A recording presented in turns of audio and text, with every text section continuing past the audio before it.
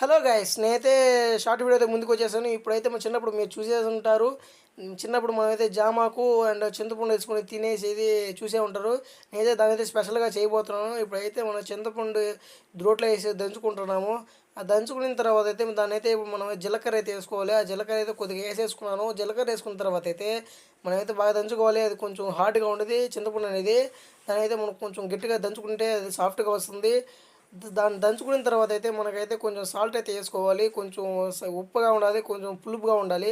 అందుకోసం అయితే మనమైతే సాల్ట్ అయితే వేసుకోవాలి. ఆ సాల్ట్ వేసుకున్న తర్వాత అయితే మనం దంచుకున్న తర్వాత సాఫ్ట్గా వస్తుంది. ఆ సాఫ్ట్గా వచ్చిన తర్వాత అయితే మనమైతే అన్నీ బాగా చూడండి నేను ఎలా తీస్తున్నానో ఆ విధంగా రోడ్లోంచి అయితే తీసేయాలి. దాని తర్వాత అయితే మనమైతే చింతాకు వచ్చేసి జామాకులు అయితే వేసేసి తర్వాత అయితే మనం టేస్ట్ చేస్తాము. మీకు ఫుల్ వీడియోలో కావాలంటే నా యూట్యూబ్ ఛానల్ ఉంటుంది, చూడండి ఫ్రెండ్స్. మా వీడియో నచ్చినట్లయితే లైక్, షేర్, సబ్స్క్రైబ్ మై